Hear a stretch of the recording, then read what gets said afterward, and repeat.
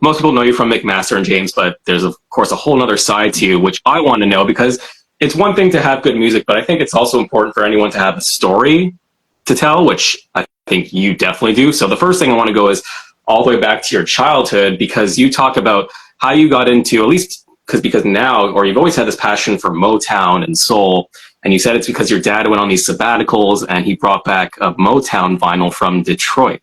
Can you just talk more about that?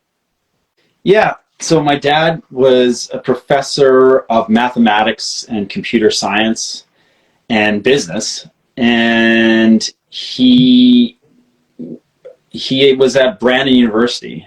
For those of you not familiar with Manitoba, Brandon is kind of like northwest of Winnipeg, and he kind of founded the math and computer science division. Computers were really new back then, so they brought him in as almost a specialist to kind of help co-found the math and computer science wing at the university. It was a small university, but it was a pretty cool thing for him, pretty cool opportunity.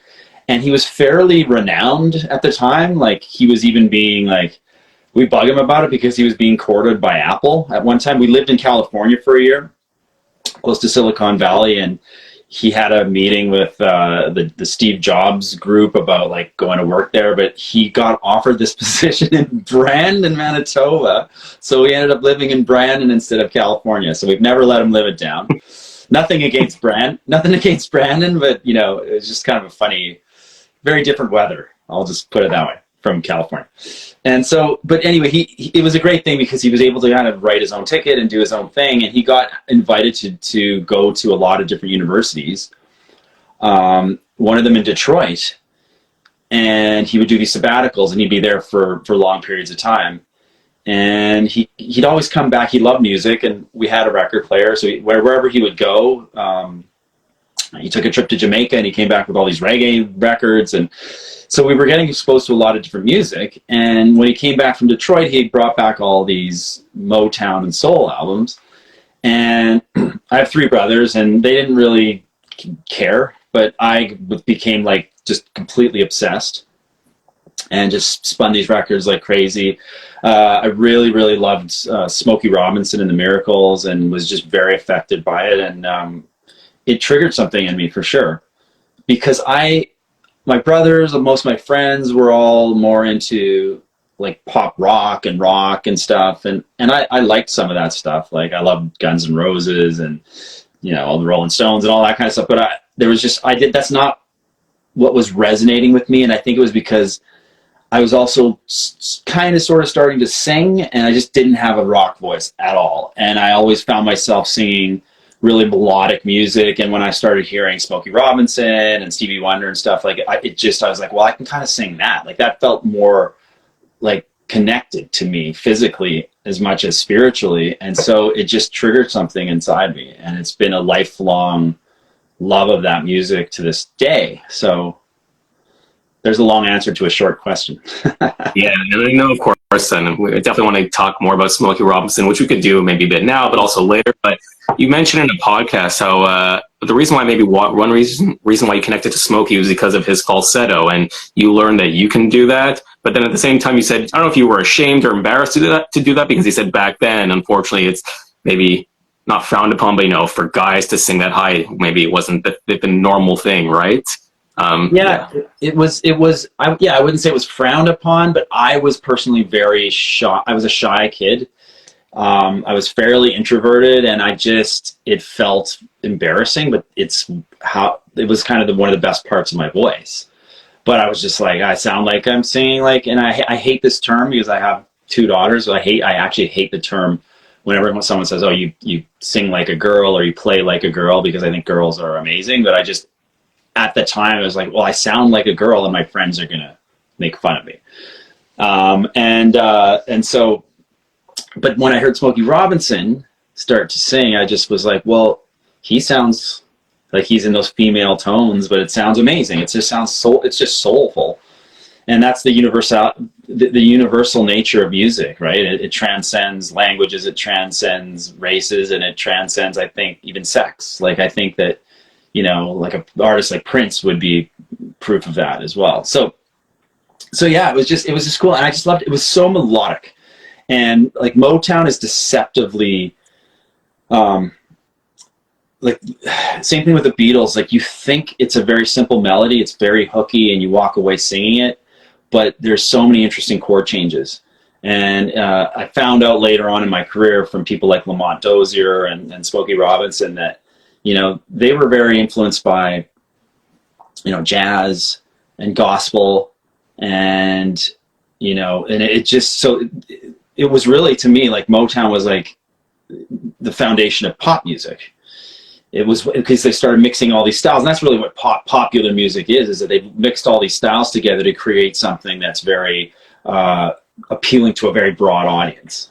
And so, so yeah, I just loved it. It freed me up to sing all these melodies and learn all these interesting chord changes.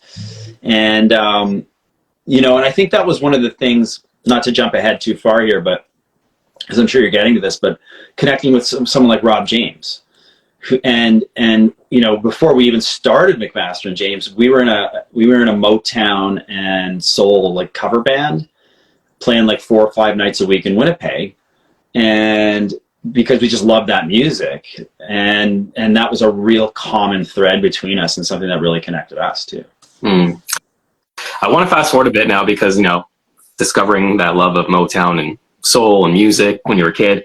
Fast forward a bit to school. I don't know if it was considered a college or pre-university. It was like the contemporary music. Like what was it called? Like what was it exactly? Yeah. It was such a just a terrible name. Professional Musicians College. So like, it was just so not a romantic or like Professional Musicians College, PMC, I guess. But you know what? It's funny because it wasn't I don't want to disparage it at all, because it really was a turning point for me in my career, but it wasn't run very well. And I was very, very eager and very like excited to be there, and from a small town, and all of a sudden I'm in Winnipeg, which to me was like a big city. And the teachers were often very late for class because they were all in bands too, right? Like they were all like out gigging, and then they'd show up kind of like really tired and stuff. And like, but some of the teachers were amazing, and it was this melting pot of all these different musicians, and I didn't know what the hell I was doing. Like I just had been teaching myself how to play guitar and a little bit of piano by ear, and then I had slowly started to. I got a few voice lessons while I was in Brandon, but really nothing very serious. And so I didn't really know what I was doing, and I started meeting these musicians and just absorbing so much at this school. Whether we were in a class or not together, I'd be hanging out and having a snack in the lunchroom, and there would be these guitar players there, and I'd start jamming with them or asking them questions about like how do you play this chord? That's so cool. Like I love that.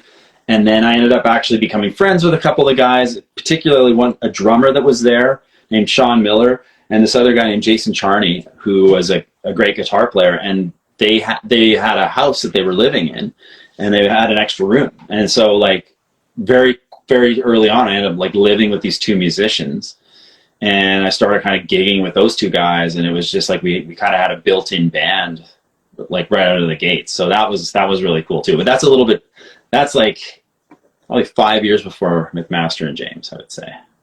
And that band kind of bouncing around a little bit here. So sorry. That was Double Vision. Is that the name of that band? Yeah. Wow, you've done your research. Yeah. Because I want to make sure I'm correct in the sense that I feel like around this time is when you discovered both your passion for singing / performing, but also songwriting. Because you mentioned about one of your first gigs, or at least your first gig in like a high school, like gym or what do you call it? Auditorium auditorium. Yeah. And like assembly. You sang, yeah, and you said like this is like near the height of almost, or when Backstreet Boys and NSYNC were coming up, and you sang, and you got this amazing ovation, and people rushed the stage or whatever. And was that around that time? Research, very good. Not a lot of people dig that stuff up. It was just my mom and my dad were both very entrepreneurial, and so. My mom was a nurse, but she ended up starting a home healthcare business, and my dad, of course, taught business at Brandon University in addition to math and computer science. But they were like a little like surprised when I was like, oh, I'm going to be a musician. And because they're like, what? How are you going to do that? What? They didn't even know I was like interested in music. Like they knew I liked it, but they didn't know that I was writing all these songs. And so I said, yeah, I want to do it. And I'm really serious. And so they always said, you got to have like, you got to treat it like a business and just really have a plan and have a strategy and all that. And they really baked that into me. So my mom, I was talking to her on the phone because she was still living in Brandon. And I was like, yeah, I want to start playing live. I'm so young and I don't really know, like, I don't know how to get into the bar scene quite yet. And she's like, well, why don't you play schools? And she's like, and I'm like, well, how am I getting a gig at a school? And she goes, well, just there still were yellow pages back then. This was before the iPhone, and dating myself, but I just started going through the yellow pages, literally started A and Assiniboine, whatever school, and started calling. And I would say, hey, I want to come play at your school, and it's educational, which it really wasn't, like, but I would just say, hey, it's got an educational component. I'm going to talk about like songwriting and stuff, which is so hilarious because like I was so new, like who am I to tell these kids anything? But I had a year of music college, I guess, and I just kind of, so anyway, we started showing up at these schools, and the very first show we did it was right around the time you mentioned Backstreet Boys and NSYNC. Those bands were starting to really catch fire big time. And it was just that population was kind of getting to this point where like, I don't know, like it was like the next the Beatles kind of thing that happened in that era. And then so it was this kind of thing that was kind of slowly simmering and coming to a boil, this appetite for this pop music. And so when I showed up at this school, like it was insane. Like they just rushed the stage. It was like we barely got out of there alive. Like they were just like, it was unbelievable. And it was like one of the first actual gigs I'd ever really had. And it was amazing. And I'm so thankful for it because honestly, I think the crowd would have gotten pretty excited for any kind of three reasonably decent looking guys like playing instruments and that could kind of sort of sing. Like I don't think we were like the best live band, but I would say it just set the tone for, like, it showed me what was possible. It got me so excited I'm like, wow, like, this is possible. Like I could really do this. And I saw it firsthand. It was only my first show, and it's always kept this kind of positive vision of what's possible in my mind. It kind of hardwired it into me. I mean, you want to talk about hustling, like doing that, like when people, again, I remember Yellow and White Pages. I'm 36, so it did exist when I was younger. And it's funny, I was thinking the other day actually about, like, when people, unfortunately, it's called getting doxxed, like they out someone's location. But then I think, like, everyone's location was in the Yellow or White Page. Like, you could know where people live. Oh, absolutely. Absolutely. You could order a pizza to someone's house and, like, not, like, that's so funny. So that in itself is impressive, the performing and singing part. But to me, your story about discovering being a songwriter is even more interesting to me because, first of all, this is what you've really done, I would say, focused on a bit in the last, 2 decades or so. But I'll just briefly bring up, it's a combination of you having a dream in a flatbed truck and Jerry Lee Lewis. I need to, please describe it. Well, I love this story. So, like, I love that you're bringing this up because it's just, I don't know, like serendipity, or if you believe in that kind of stuff. But I just, the older I get, I just feel like there's just more going on in the world. Things are more connected than I think we are aware of.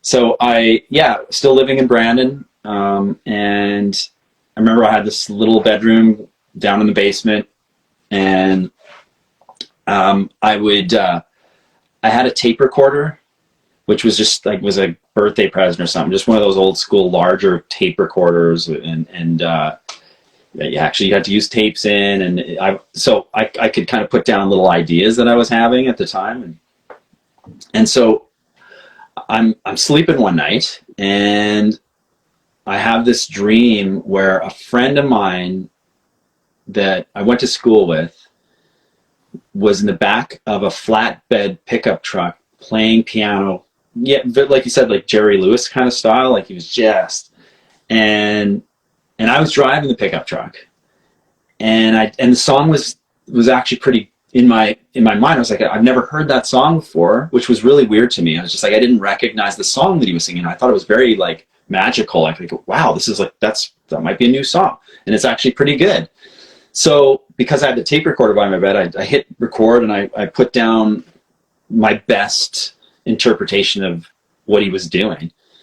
And then in the morning, played it back, and I'm like, there's something to it. And so I ended up writing a song to that. And the crazy thing about that story, that was one of the catalysts that got me into songwriting. It really was. It was one of the first songs that I actually finished, and that really triggered something in my brain as well. But then fast forwarding, like 10 years, no, must have been more than 10 years, like 15 years or something. And I write a song with this guy, Jim Brickman, who's a piano player in the US, very, very prominent, well-known. If you're in the States, you probably know him. I see a couple people watching here, like Regina, and some great people here that will definitely know who Jim Brickman is. And so we write the song, Good Morning Beautiful, that some people that are watching may know that song. And did quite well on radio, especially in the United States because of Jim, and he and I worked that song really hard. And then when the song started doing well in the charts in the States, we're like, oh, we need a music video for it. So this guy, George Chuchalis, who I had heard of, and I don't know if I'd ever worked with him, but I was connected with him. He's a videographer, a really talented guy. And I knew Jim was going to be doing a tour date close to Toronto. I was living in Toronto at this time. And I'm like, yeah, we want to do a music video for Good Morning Beautiful. Can you come up with some treatments for it, like scripts or whatever? And he's like, yeah, that'd be great. Send me the song. Sent him the song. And he sent these ideas. And one of the ideas was to have Jim in the back of this pickup truck playing the piano, kind of like Jerry Lewis, while I drove the pickup truck. And I presented both ideas. There's something else too. And I presented that to Jim, and he was like, yeah, I like that. That's really clever. I like that idea with the pickup truck. Let's do that. And so I was just like, you're not going to believe this, Jim, but I dreamt this. I swear I dreamt this 15 or plus years ago. I found that very, very bizarre. And so, yeah, you just never know what's going on. And maybe I was like maybe I'm psychic. I don't know. That's like you said, serendipitous. It was meant to be. Yeah. You know, whatever you believe in. But yeah, something was going on there. So I didn't know that part. So thank you for sharing that. That's crazy. By the way, hi to everyone that's watching. I noticed, I recognize a couple people. And Regina, who's super incredible music supporter, and a few other people here. I appreciate all of you, and thanks for tuning in. Just wanted to say that. I don't know if I want to. I guess skipping a little bit. I guess I know like how you came to meet or kind of form McMaster and James was through, again, shows you hustling. Was you said you were busking in Winnipeg, I believe, or either Brandon. And you met or you came across, was it Chris Burke Gaffney, right? Yes. And he was managing Chantal Corbias, and then you went to LA. Was this at the point when you were living in LA that you went to his house and you did the whole thing with a poster? No, so I was living in Winnipeg. He was in LA a lot, working. I think that maybe Chantal was recording in LA. And so Chris was in the papers a lot because of this. She was one of the biggest things to come out of Winnipeg at that time. You know, obviously there was the Guess Who, but all of a sudden she kind of was in all the papers. It was a huge record deal. And so I'm like, well, that guy's like a local guy, and I gotta see if he wants to like work with me. If there's anyone I would want to work with, it'd be this guy. And so, yeah, I was playing schools, and then I was also, there was a coffee house whose name escapes me, but it was a small coffee house, and they'd have these live music nights, and I'd go there and just with an acoustic guitar, and sometimes have a couple people play with me. And a lot of the like high school kids from some of the schools I played would show up, So I had a bit of a fan base that was just built into there, and they were very enthusiastic audiences. So I had these posters printed up, and sorry, I'll back up a bit. I was trying to get Chris to come to one of my gigs, but he was pretty hard to get a hold of. He was really busy, and I ended up talking to his wife, and I was like, I'd love Chris to come to this show. I really think that he'd like to work with me. And she goes, well, he's in LA, but he'll be back, but he's busy, but you never know. So I took it upon myself to take one of these posters, and I don't think I nailed it onto the door. That would be a little aggressive, but I taped it up onto his front door, and and just like, and it was a big poster. It was like almost the size of the door, and so he ended up calling me, and he goes, yeah, he goes, I like people that, you know, that are hustlers, like we talked about at the beginning of the interview. And he goes, yeah, and that was a funny thing. He goes, okay, like I'm going to come to this show. And so he showed up, and there was a nice little crowd there, and I played, and he came talk to me afterwards, and he was just like, yeah, let's get together and, like, you know, write a couple songs together. And I'm not sure if I have time right now, but at least let's write together. And then it kind of went from there. When he had to go to LA again, but when he got back, we started working on music together. And one of the first things actually we ended up working on was "Thank You," which became a hit for McMaster and James. So that happened. So then we start again, McMaster and James, which really catapulted you into this newfound fame. And popularity. First of all, in terms of "Thank You," I read on YouTube in a comment, I don't know if it's true. Is it true that is there a French version of "Thank You"? Yeah, we did really well in Quebec, even though we don't really speak French, although I love the language. So it did really well. So they said, you know, it could go, they felt like it could be an even bigger hit. The label felt this way if we did it in French. And so we did. We had it translated, and we sang it in French. And, you know, at the time, we were both learning French, because we actually started doing a lot of touring in Quebec, particularly in Montreal. But our French was just not the greatest. And so I remember that sometimes we'd be waiting to do like an interview at a radio station. Being a radio guy, you might find this funny, but we knew enough French to know they were making fun of our accent. Like, I remember that happening a lot. But we played La Fureur, which was a huge show in Quebec, and like a huge kind of entertainment talk show kind of thing. And yeah, it was super fun. But yeah, I would love to get a version of that, because I haven't heard that version in years. I don't have a copy of it. Well, first I was going to ask you, I would love to hear it. So you don't have a version of it? No, I don't. If anyone out there in you know, the webosphere or whatever has a copy, but yeah, because I see someone in comments talking about Music Plus. Yeah, I don't know. Were you guys on? Did you go? You went to Music Plus when you were in Montreal? Like Much Music? I think so. Yeah. We would have for sure. Yeah. Okay, so I definitely need to look into that, because that's like a fun fact, and I like putting these like fun facts on TikTok and Instagram. So that's cool, and I thank you for confirming that. But I think for me, and I think for I don't know, between that, for me, Love wins every time. That's the hit for me. I mean, they're both good, but that, it stands out. It's the drummer. I don't know if it's bongos, I guess, right? Yeah. I think that, and it's just a good song. I don't know. I can't explain it, but when you just know, right away whether a song is a hit, and that is a hit. I want to ask you, when you put out that song, or when you first came to be, did you know at the time that you had a hit on your hands? Well, first of all, that's really nice of you to say that. And it's funny because Thank You was always considered the bigger hit song. I think it charted a little bit higher, although I don't know if it was on the charts as long. But for some reason, Love Wins Every Time, no pun intended, has stood the test of time. Like, it's the song that people want to hear these days. It gets covered. Sometimes it got a really good cover that you could check out by the band, Winnipeg band called Those Guys, that are a really, really good a cappella band, did an incredible version of it, a cappella version of it. it's just a song that people, and I think it's the message too. Like, I think it has, at the time I felt like it was a bit of a naive message, you know, love wins every time. Like the world's a tough place, and sometimes it doesn't feel like love wins every time. But I think the message in it that someone is like truly your friend, truly there for you and telling you to hold on and stuff. Like, it just has this message in it that I think kind of transcends time, I think.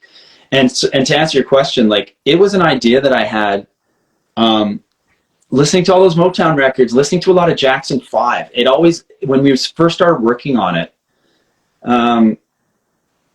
it had a bit of a Jackson 5 rhythm to it. But when we took it to New York to work on it with this guy, his name's Jeff. He's part of a team, the Berman Brothers team. They were this production team in New York that did a lot of stuff. They actually produced Sky and some other Canadian acts. But anyway, he wanted to make it more of a bit of a Latin feel. And because we were right in Manhattan, this producer was unbelievable, and he had connections to like the Tower of Power and all these funk bands and soul bands. He's like, yeah, I'm going to bring in the horn section from Tower of Power, and I'm like, what the? And those are because the horns on that song it's a really good production. Like, I don't take credit for the production, I didn't produce it.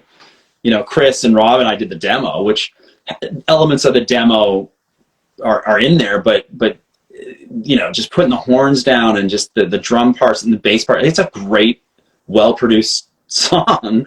And I think that's part of why it stood the test of time too. And again, the message of it. So, and I'll tell you a really funny story. Sorry, I'm giving you really long answers to very short questions, like I said. But so Rob James and I are still friends. And, you know, he lives in Toronto, I live in Hamilton. So we don't see each other all that often, but every year or so we see each other. And he's getting married on Saturday. And guess what's the song that everyone wants to hear? Because they found out that I'm coming, and obviously I'm going to come to his wedding. Oh my God! Love wins every time. We're playing it on Saturday, and it's his wife. I think it's one of his wife to be. One of her favorite songs is that song. So there you go. Wow. Well, it's so funny you say that, because I have a friend on TikTok. Her name is Megs Reads Goods. She does Canadian stuff like me, but she like does a deep dive. I do more of the interview stuff. She does the deep dive into artists. And she did one on you / McMaster and James. And we were laughing because she talked a lot about you, because there's a lot about you online, but Rob, nothing. And so I'm like, hey, I'm going to interview Luke. What do you want me to ask him? She's like, ask him what happened to Rob. Yeah, I mean, he's such a talented musician, songwriter, really a talented singer, and he does like lots of music production stuff. Yeah. And and just living the Toronto life. Like I got to catch up to him too, as much as you guys, because I'm not fully like I just found out he was getting married, so I got the invitation and emailed to me, which I was really happy about. So that's incredible. But you know, I'll tell you a funny story. I guess it must have been 6 or 7 years ago, at least, maybe 8 years ago. There was this guy, Jesse LaBelle, that Universal, I was with Universal at the time, publishing as a songwriter and producer, and they connected me with this guy. They were like, he's really talented, he's putting an album out, and I would be writing songs with all kinds of people, right? So I started, we became friends, and I started writing with him. And I had this idea that I had started with an LA writer, friend of mine, and called Heartbreak Cover Up. And so I was like, oh, this is perfect for Jesse. All we had was kind of a bit of the verse, the chord sequence, and then the title. It wasn't all that fleshed out. And so I showed it to Jesse, and he loved it. And, you know, weeks go by, we haven't had a chance to finish the song, get back together. He arbitrarily moves in with Rob James. Like, they end up in the same kind of condo or whatever. And he shows it to Rob James. And Rob James, like, finishes the song. And I have no idea. So Jesse was like, you know what? We finished the song. We added this whole cool, like, high part, really great part of the song. And he played for me. I'm like, that's fantastic. The chorus sounds incredible now. Like, what is that? And he goes, yeah, it's Rob James. And I'm like, I could not believe it. So the chemistry was still there after all these years. Like, even we didn't even really know that we were involved with the same song. And that song did really well on radio too. Like, it was top 10 for like weeks and weeks and weeks. In fact, I still hear it today. And so there was definitely a lot of chemistry. He and I our voices just sounded so great together, just right out of the gates. And just even writing styles. He just loved Motown, as did I. And so, yeah, anyway, I'll be seeing him on Saturday. That is amazing, first of all. And I'm going to make a video about that because I love those little Canadian, again, fun facts. I had no idea you both contribute to that, because that song is a great song and it has Alyssa Reed on it as well, who I've spoken to. Yes. And I want to talk more about that because it's incredible how connected all artists are within Canada. Like and I want to know more about that because it's incredible. And thank you for telling me that. That like gets me so excited to know the background of a song. Like, I had no idea. So that's crazy. And so, yeah, McMaster and James, again, you weren't, and people also don't realize you weren't together for a long time, maybe like a couple of years or so. But one more thing about McMaster and James is you got to be, because we all love nostalgia, is you were on the Psychoblast tour. I believe it was 2000. You had Christina Aguilera, Soul Decision, the Moffats, and My Town. I want to know about that experience of Psychoblast tour. Yeah, and it's funny. Poke Dad 453. I don't know what that means. Poke Dad. I know him. Was saying he always associated McMaster and James with Soul Decision. I kept seeing that question. But yeah, I think that's where we met those guys, and we're on the same stage as those guys for the Psychoblast tour, which was really fun, which was crazy. And yeah, My Town, Soul Decision. What were some of the other? Christina Aguilera. You have the Moffats, and that's Christina. Yeah. Yeah, which was just so cool. It was just such an interesting time. You know, we were on the charts at the same time as Soul Decision, and then there was also Jack Soul too. We're on the same label as us, and they were great. They weren't on that tour, but there was just so many cool, interesting bands that were going at that time. And I kind of feel like got to do some kind of reunion concert or something. I feel like that's something that should happen too, or even a reunion tour. You know, maybe you can help with it, like kind of piecing different, because Rob's still around, I'm still around, we're both still doing music. I still sing all the time, do tour dates and stuff, so it wouldn't be that big of a stretch to kind of do something like that, you know? Now, yeah, nostalgia is and will always be a thing, and they had, a few years ago in Vaughan, it was like Aqua, Love Inc., or it was Simone Denny, who I've spoken to, and she's also an amazing person. She is. Yeah, she's incredible. Nostalgia will always be a thing. And I think, with the Much Music documentary that just happened, and I brought up this idea actually to another company that I emceed for, where I want to bring back the Much Music intimate and interactives. I think those were incredible. There was a reason why they were so popular, and I think we need that again. So I'm hoping something will happen with that. So yeah. I think I used to like that too. What was it called? Interactive and intimate and interactive. Intimate and interactive. Yeah. Yeah, those were good. I honestly can't get over the whole Rob James thing. Like, you reuniting with him at the wedding. That's hilarious. It just happens. Yeah, it's funny. It's funny that we're talking right now. I was thinking about that. I got to see video. I hope either you or someone needs to take video. I need to see something. Oh, that I can't imagine there won't be some phones and stuff out for that. It's funny because he texted me. He goes, yeah, like, if you wouldn't mind, like, my wife to be, my fiance, would love it if we did Love Wins Every Time, and a lot of people would like us to do that. And I was like, first of all, I was fully expecting that, and second of all, I'm like, I think it would be kind of weird if we didn't do it, because there's going to be a live band there and stuff, and it's just like, for us not to get up and be. So even before I actually jumped on this call with you, or this live with you, I was like kind of going through Love Wins Every Time a bit. Funny enough, because and it's funny how those lyrics are just indelibly ingrained in my brain. I was just like, I gotta make sure, like, I know I still remember every word, no problem, but I'm still gonna review it. It's been a long time since I've done it. It's been a minute. Also, I have to say, last thing about that song is part of the music video. I feel like there was like inspiration from the Matrix with like the helicopter, the sunglasses. I don't know what it was, but incredible. It's so, you know how much money they spent on the video?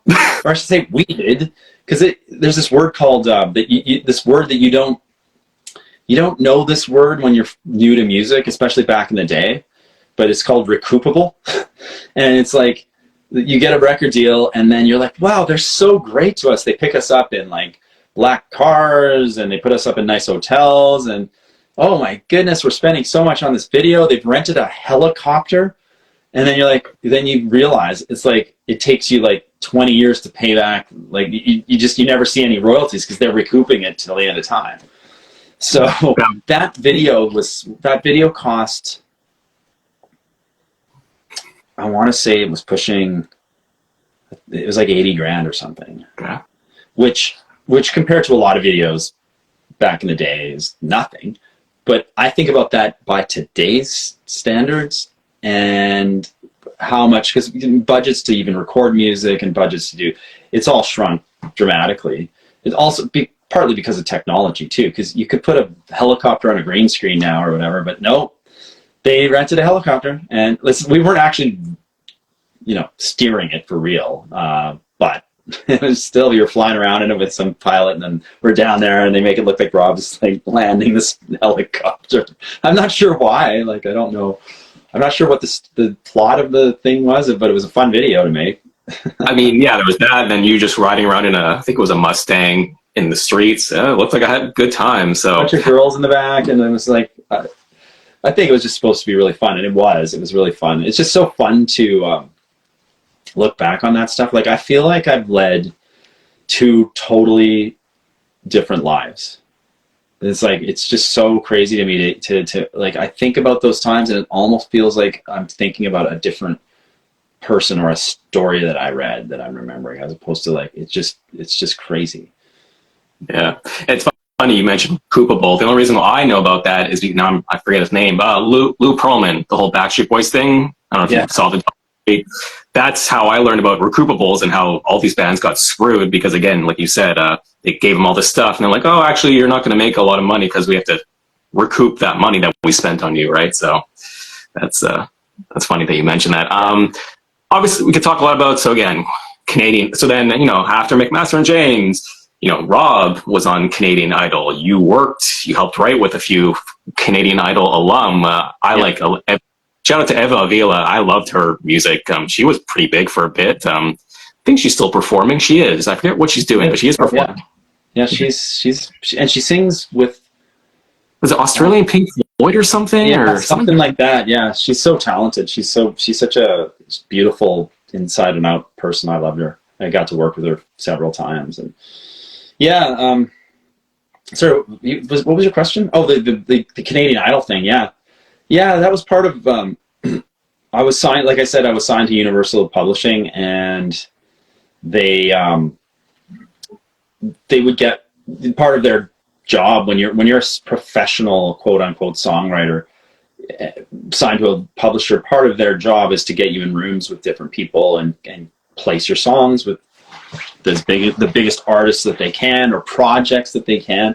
And at the time, Canadian Idol was a really big deal. So they're like, we're gonna get you into this Phase 1 Studios in Toronto. They're doing this songwriting camp, which was kind of a new concept to me. And it was just like, yeah, every day they're pairing different people together from all over the place, the United States and Sweden, and all these people are going to be at the studio in Toronto, and you got to write all these songs for Canadian Idol, whoever wins Canadian Idol. And so you'd have a bit of a like mandate, like they'd be like, okay, well, the winner, Eva Avila or whoever it was, like they're really into this band, they're into Pink, they're into whatever, and so you try and write songs kind of in that vein. And I ended up writing a lot of music for a lot of the idols, actually, which I found really fun because the parameters were different for me. It wasn't writing, like, it was always kind of like, I remember Ryan Malcolm, the first one, he really wanted a lot of like very Elton John kind of stuff, and so that was really fun. That was kind of different for me, and it was just funny that Rob James ended up on the show, which was just wild. It was really fun to watch him on the show. I thought he did really well, but Yeah. So again, you had that part of your songwriting career. And then, of course, you get together with, I don't want to, is it Aaron Chattervetti? How do you yeah, pronounce that? Chattervetti, that's yeah. pretty close. I mean, if you want the actual pronunciation, everyone calls him Aaron, but it's Arun, but no one pronounces it that way. Okay. And then Chattervetti, like, but Chattervetti is fine too. Yeah, so you two forming Deep Wave, you do songwriting and production together. You mentioned you do focusing on lo-fi, which is very popular in the last few years. So I appreciate that, and it is just a great sound, something that anyone can listen to, while studying or just doing anything in the background. So you're doing that, but then of course you also still have like your solo career. And one thing I want to focus on for now, I mean, so I hate to fast forward, but you also put out a few albums, and I guess the first one was 2013, All Roads. I will say for that, actually, before we move on, is Good Morning Beautiful did pretty well, was number 3 on the AC charts. But also I like Tuscan Skies with Pablo. Got very like Enrique vibe to me. Great song. Yeah. Oh, yeah. Thank you. Yeah. I had kind of written off being an artist after McMaster and James, because it was very such good memories, but very disappointing that it didn't end up going, that we didn't do another album. I was very disappointed at the time, and it just, I got a little jaded, to be honest with you, because the music industry really changed overnight because of Napster and stuff and download. Like, it was all so new. This technology emerged, and it really, and then they started downsizing at our label, and our whole A&R team got fired. And so, because they were taken over by Sony, and so we were already working on a second record. Literally, we were halfway through it, and then it just kind of got shelved, and then it just never ended up getting finished. And there was a lot of other stuff that kind of was happening, and it just was very frustrating, and I was pretty heartbroken because I loved what we were doing, and I just felt like we just scratched the surface, and that there was just so much more that we could have done. And so I was just like, well, I've got all these songs inside me, and I've written all these songs, and then I started just placing songs with people and producing, and which I loved. So I was like, oh, I'm still doing music. It's great. All these things that I've learned from being in these different studios with McMaster and James in New York and blah, blah, blah. Like I was able to take that, and just like, I'd learned so much. So I was like, okay, well, I'll share it with other people. It doesn't have to be for me.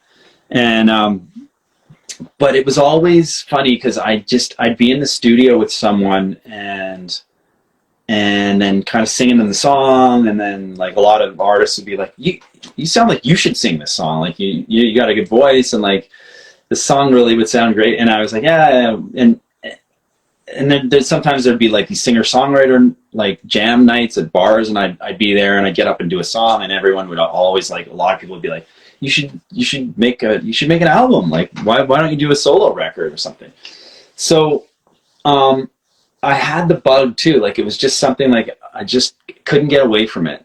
And so 2013, I decided I was going to do an album and cover a lot of my favorite songs, like reimagine some of my favorite Motown and soul tunes, and write a few original ones, including Tuscan Skies, and then Good Morning Beautiful, hooking up with Jim Brickman, who I got introduced to through a friend of mine, a guy named Mark Jordan.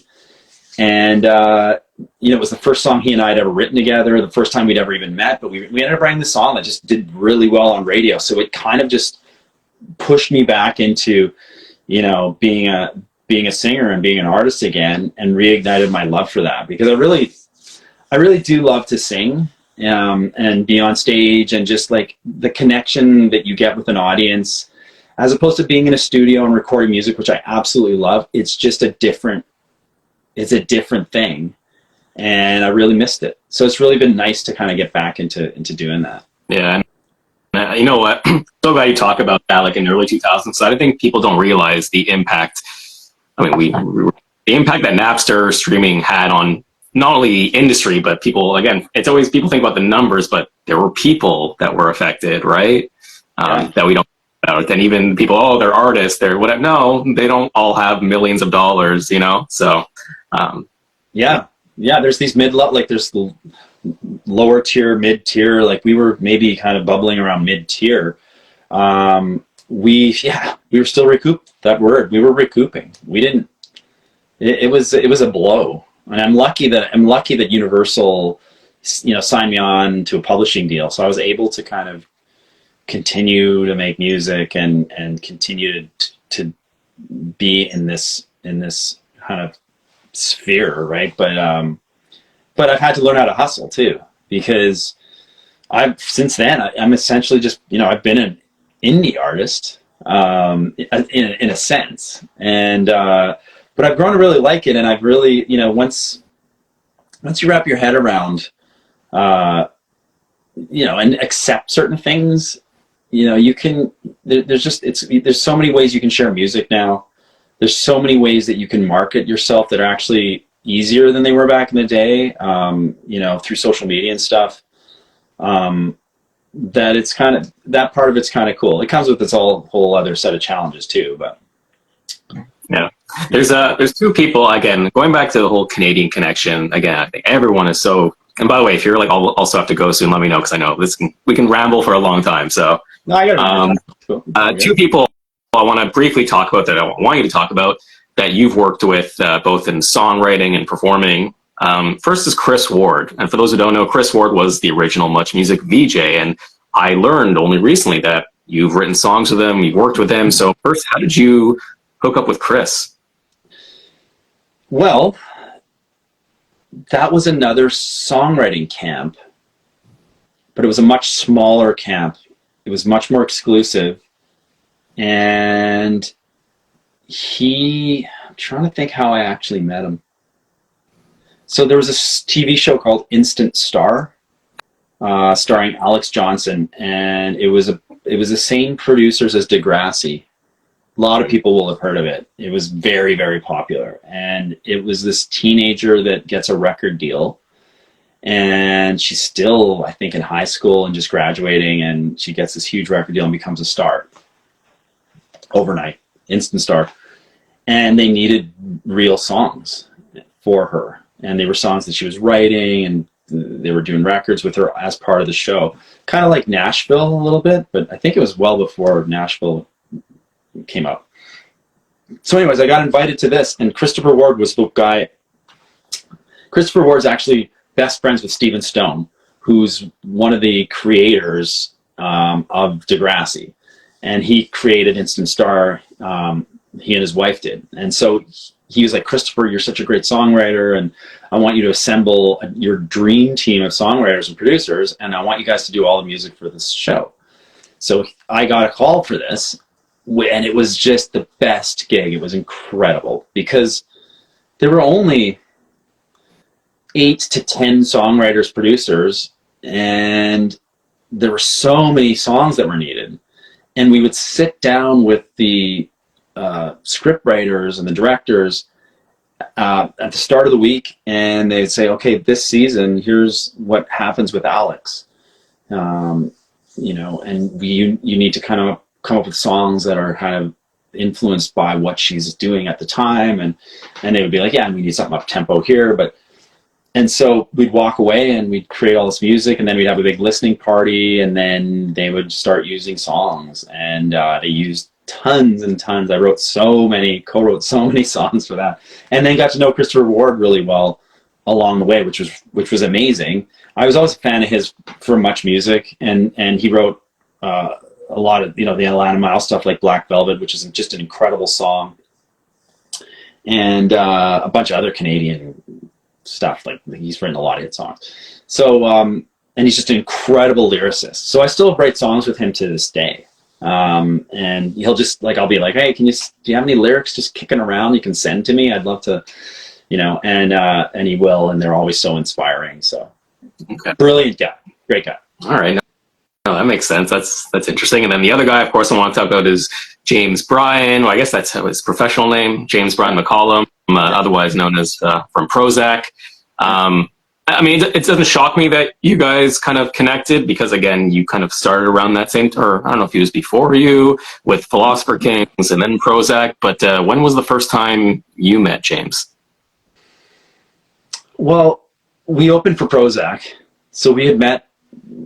McMaster and James did years, like back in the early 2000s or whatever.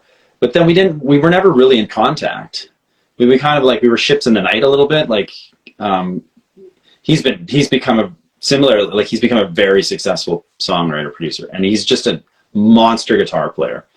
So, yeah, I think I was at Canadian Music Week, last year, and he was there, and a bunch of us just ended up grabbing a drink and catching up a little bit, and then so we reconnected that way. And then I actually heard you playing Autumn Song, I think, earlier, and so yeah, I was, and the lyrics, which were written by Christopher Ward. So it's all coming together here on this interview, man.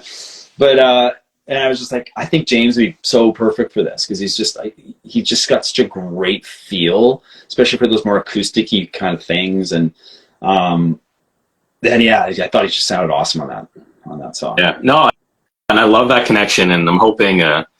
I think like we are. I'm trying to get. Maybe I'll ask you later on, but I definitely want to talk to him because he's fascinating to me. He's been in the game for so long. Yeah, I do want to briefly talk about some of your most recent songs that include him.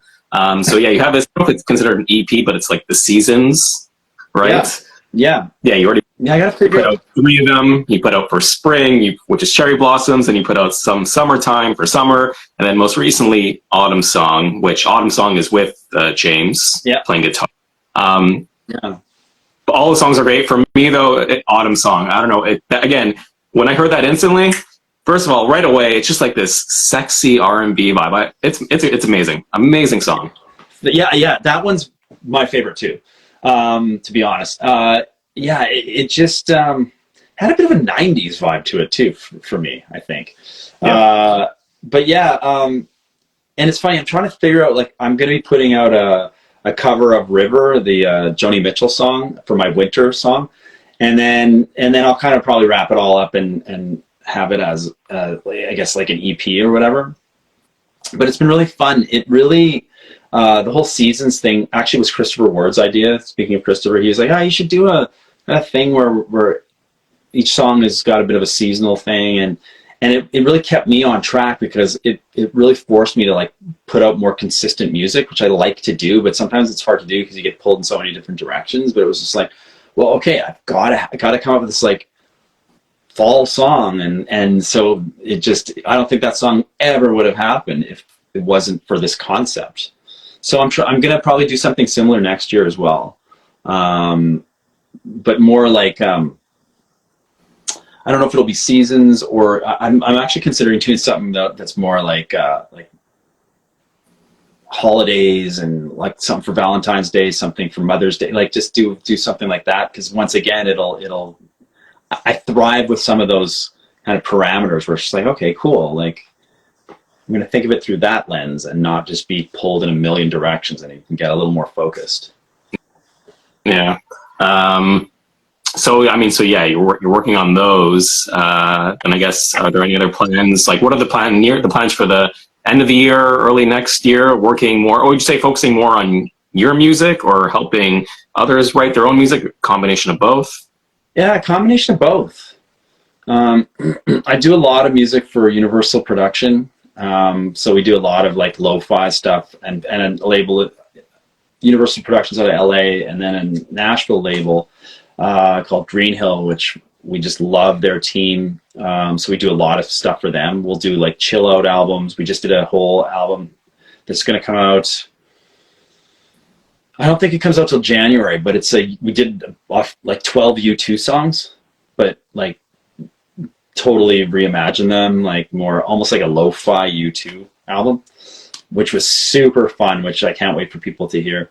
And then we produce other artists here and there, and then I do my own thing. So it's like, it's pretty cool. Like I feel really lucky because I feel like I've always had, and I think a lot of artists have this, like ADD. I have a dusting of ADD, and it really, I'm able to indulge it with all my different musical endeavors. So, and next year I'm actually going to be doing a lot more live shows too. I'm going to be doing a lot more tour dates and stuff, and I've got some kind of stuff that I'm going to be announcing pretty soon. But and I'm actually doing a one-off Christmas concert in London, Ontario, at the Aeolian on December 12th. So if anyone's in the Ontario area, particularly Woodstock or London area, come to the Aeolian. It's a beautiful theater. And I have so much. I'm probably going to do a whole Christmas tour next year because I have so much Christmas music that I've done, and I've done very few Christmas shows or Christmas tours. So that's something I'll be working on in the new year as well. And then McMaster and James reunion tour. Yeah, I'd seriously love to do that. Even if I think if we just start with one, even if Rob and I just did one show, even if it's like 250-seat theater or something somewhere, just find a cool theater, hire a band. Yep. And just do all the McMaster and James stuff. I just think that would be super fun, and I actually feel like people would want to so many times I'll meet someone or one of my wife's friends or something. It's like, I remember McMaster and James. There's a lot, like you said, nostalgia. It's very powerful, and Rob's still like, he's such a great singer. It's not like we don't sing anymore. Like it makes so much sense to do it. Yeah. All right. You gotta come to Toronto. I'll MC it. Yeah. Actually, yeah, for sure, man. I think you'd be perfect to do that if you'd be up for it. I honestly would love to. No, yeah. So hopefully we'll figure something out. But no, thank you again for this. It really was like a trip down memory lane. And again, I really like, not only for myself, but for anyone watching, and I'll put up clips of this later on, just to learn more about the person behind the music. And again, just like so many things that we don't know that go behind the scenes. So just thank you so much for sharing all of that. Yeah, absolutely, man. It was a pleasure. You're a great interviewer. I'm glad you're doing this. Again, I appreciate the support for Canadian talent. That's always kind of a passion of mine. And so thank you. And I also want to thank, I see some people here I recognize, so I'm quickly going to say Bonnie and Regina and Anne, and I'm probably missing a bunch of people, but I could see kind of people coming in and out. So music, it's, if you don't have people listening to you and supporting you, it just doesn't mean anything, right? Like you have to have, it's a two-way street.